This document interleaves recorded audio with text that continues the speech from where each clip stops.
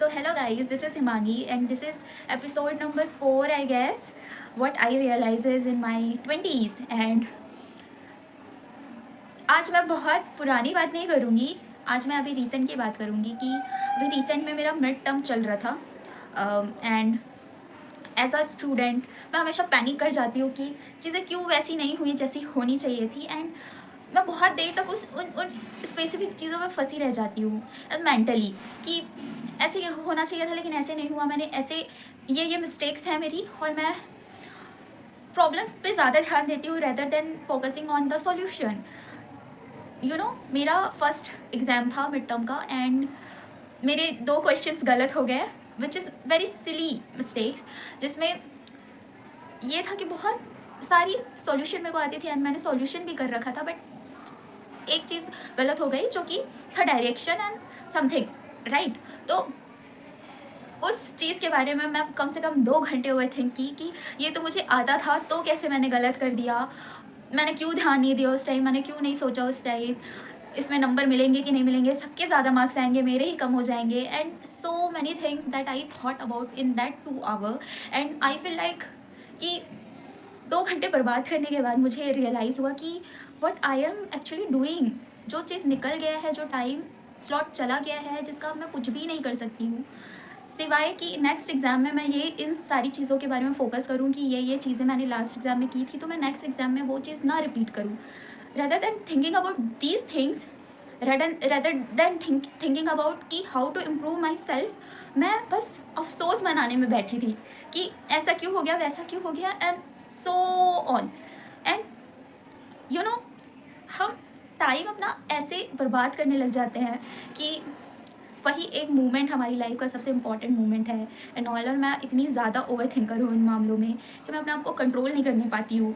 मैं कोई एक प्रॉब्लम उठा लूँ या एक छोटी सी चीज़ भी हो जाए तो मैं बस उसमें बॉदर होने लगती हूँ कि यार ऐसे नहीं हुआ, ऐसे नहीं हुआ, ऐसे नहीं हुआ, बहुत छोटी छोटी चीज़ों पे. एंड मुझे उस टाइम इंटरवल पे समझ में नहीं आते होता है कि इस सिचुएशन से कैसे निकलूँ. बैक ऑफ द माइंड मेरे ये चलते रहता है कि ये सारी चीज़ें करने से कुछ नहीं होने वाला है, मुझे बस इस टाइम जोन से निकलना पड़ेगा क्योंकि अल्टीमेटली ये तो मेरा सॉल्यूशन नहीं है बट मैं वो एक्चुअल में अप्लाई नहीं कर पाती हूँ. एंड पहले तो ये चीज़ बहुत ज़्यादा होती थी कि मैं पूरे 1 दिन 2 दिन बैठ के रोते रहती थी, सोचते रहती थी कि ऐसे क्यों हो गया, वैसे क्यों हो गया. Not only about the exam, about the every small things. अगर वो मेरे अकॉर्डिंगली नहीं हुआ, मेरे हिसाब से नहीं हुआ तो मैं बस रोना गाना शुरू कर देती थी कि और उस टाइम पे मेरा बहुत ज़्यादा टाइम चला जाता था एंड वो इंटरवल अब कम होते होते अब फाइनली आवर्स में आया हुआ है बट आवर्स भी बहुत ज़्यादा है.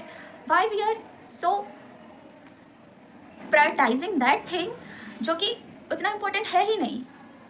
जो टाइम चला गया वो हम कैसे ठीक कर सकते हैं. हम वापस से टाइम ट्रैवल करके नहीं जा सकते और उस एग्ज़ाम को वापस से नहीं लिख सकते या उस प्रॉब्लम्स को नहीं सॉल्व कर सकते rather than on focusing on next things.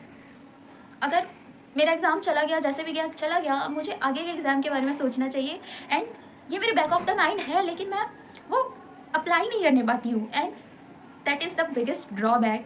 And I am just learning the things how to deal with that situations and someday I will realize this very hardly. And when life teaches the things, बहुत बुरे से समझाता है वो, तो better है कि time रहते खुद ही समझ जाओ चीज़ों को कि कैसे चीज़ों को कैसे डील करना है. And I feel also that कि आपको अगर किसी चीज़ का रियलाइजेशन है कि ये चीज़ मैं गलत कर रही हूँ तो इवेंचुअली वो ठीक हो जाएगी. बस आपको उस चीज़ से अपना फोकस नहीं हटाना है. एंड अगर आपको रियलाइजेशन ही नहीं है, आप उस भ्रम में ही जी रहे हो कि यार ऐसा तो सबके साथ होता है, या वो आप सोचना ही नहीं चाह रहे हो उस चीज़ को, तो थोड़ी दिक्कत हो सकती है.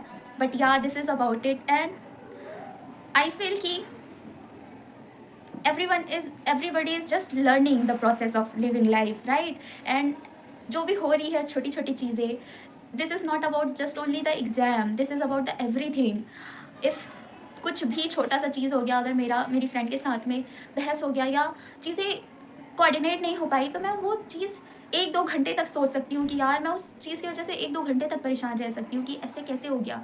And that is the biggest issue that I thought right now I am living.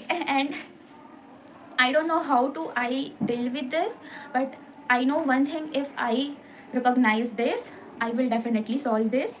And comment me if आपके साथ भी ऐसा कुछ होता है और आप मेरे को प्लीज़ बताओ, सजेशंस दो कि कैसे सिचुएशन से डील करते हैं लोग.